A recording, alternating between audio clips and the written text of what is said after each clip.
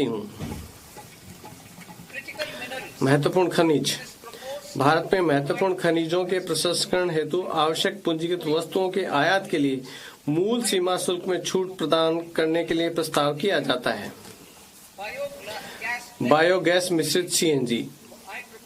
मैं बायोगैस मिश्रित सीएनजी पर देय केंद्रीय सीमा शुल्क की गणना करते हुए बायोगैस के संपूर्ण मूल्य को बाहर रखने का प्रस्ताव करती हूँ।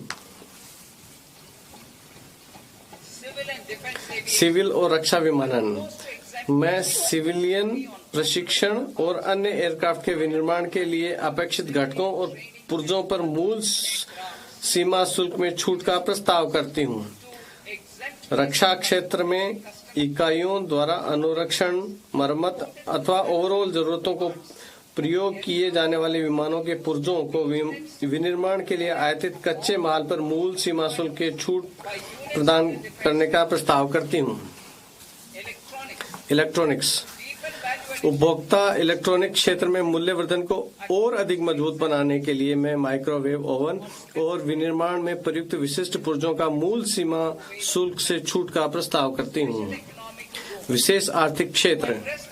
विश्व व्यापार विघटन के कारण विशेष आर्थिक क्षेत्रों में विनिर्माण इकाइयों द्वारा क्षमताओं के उपयोग के बारे में उभरती चिंताओं का समाधान करने के लिए मैं विशेष एक बारगी उपाय के रूप में सेज में पात्र विनिर्माण इकाइयों द्वारा रियायती शुल्क दरों पर घरेलू प्रशुल्क क्षेत्र को बिक्री की सुविधा प्रदान करने का प्रस्ताव करती हूँ। इसे इस तरीके से अपनाया जाएगा कि उनका मुख्य जोर निर्यात पर रहे।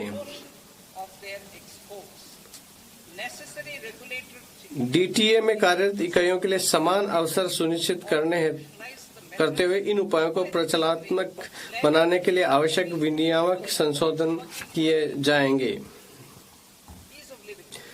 जीवन जीने की सुगमता। निजी उपयोग के लिए आयातित वस्तुओं हेतु सीमा शुल्क संरचना को युक्तिसंगत बनाने के लिए मैं निजी उपयोग के लिए आयातित सभी शुल्क योग्य वस्तुओं पर प्रशुल्क दर को 20% से कम करते हुए 10% करने का प्रस्ताव करती हूँ। रोगियों, विशेष रूप से कैंसर से पीड़ित रोगियों को राहत देने के लिए मैं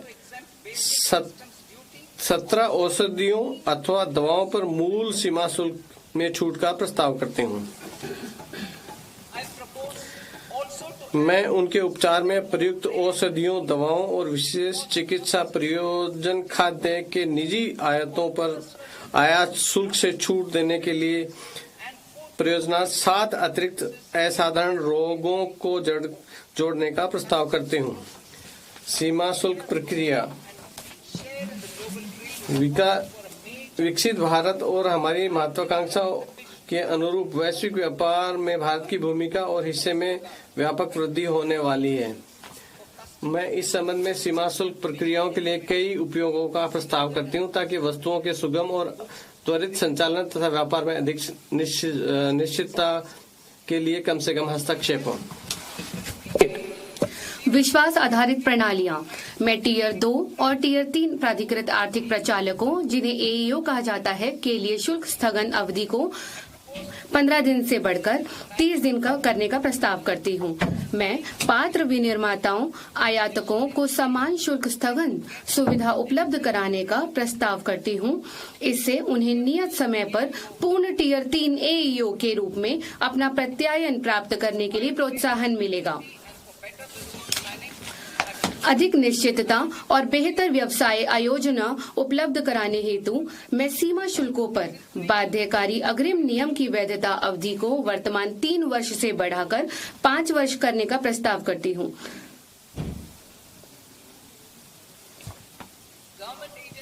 सरकार के समग्र दृष्टिकोण की मूल भावना के अनुरूप सरकारी एजेंसियों को उनके कार्गो के समाशोधन में अधिमान्य व्यवहार हेतु एईओ प्रत्यायन का लाभ लेने के लिए प्रोत्साहित किया जाएगा। लंबे समय में विश्वास प्राप्त आपूर्ति श्रृंखलाओं वाले नियमित आयातकों को जोखिम प्रणाली में मान्यता दी जाएगी, ताकि प्रत्येक बार उन्हें उनके कार्गो के सत्यापन की आवश्यकता को कम किया जा सके। इलेक्ट्रॉनिक सीलिंग का उपयोग करने वाले निर्यात कार्गो का फैक्ट्री परिसर से पोर्ट तक का पूरा समाशोधन उपलब्ध कराया जाएगा।